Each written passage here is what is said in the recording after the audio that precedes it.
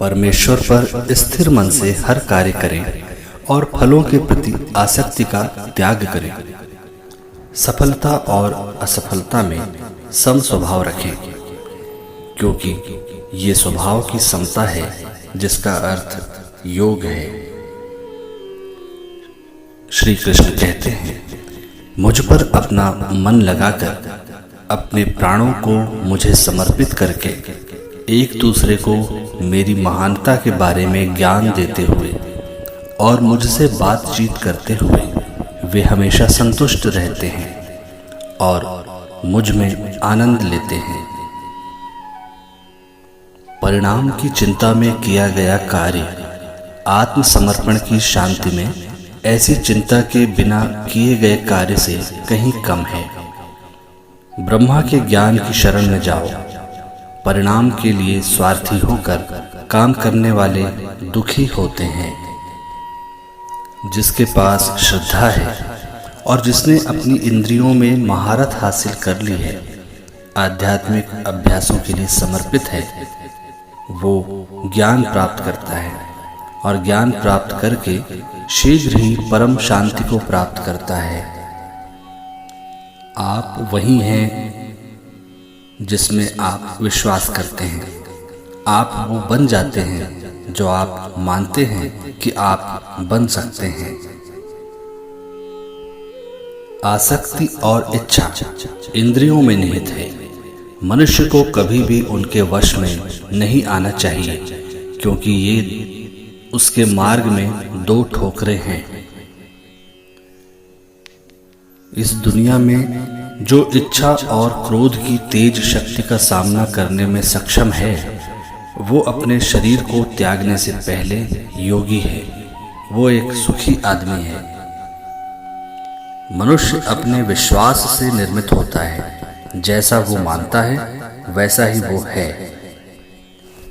जो स्वयं को महसूस करते हैं वे हमेशा संतुष्ट रहते हैं। आनंद और तृप्ति का स्रोत पा लेने के बाद वे अब बाहरी दुनिया से सुख की तलाश नहीं करते हैं। खुशी केवल अपने भीतर से पाई जा सकती है।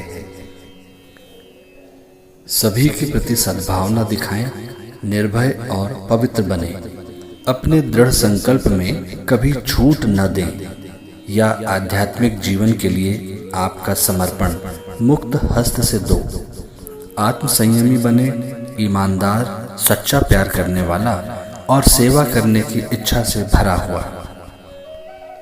लंबे अभ्यासों से जो सुख मिलता है, जो दुखों के अंत की ओर ले जाता है, जो पहले विष के समान होता है लेकिन अंत में अमृत के समान होता है, ऐसा सुख अपने ही मन की शांति से उत्पन्न होता है।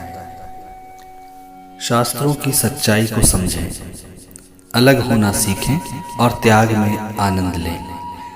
गुस्सा मत करो या किसी भी जीवित प्राणी को नुकसान पहुंचाना, लेकिन दयालु और कोमल बनो।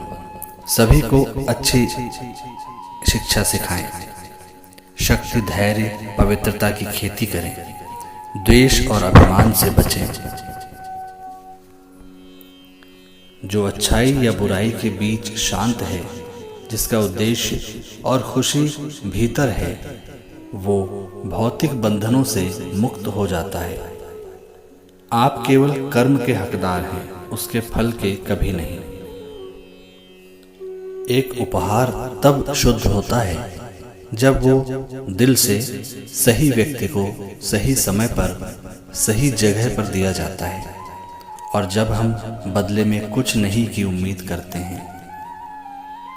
जन्म के लिए मृत्यु उतनी ही निश्चित है जितना कि जन्म उसके लिए है जो मर गया है, लेकिन जो अपरिहार्य है उसके लिए शोक मत करो।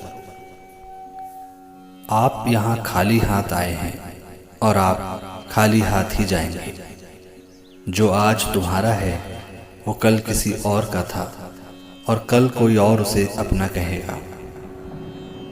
काम के लिए काम करो, अपने लिए नहीं। कार्य करें लेकिन अपने कार्यों में संलग्न न हो। दुनिया में रहो लेकिन उसके लिए नहीं।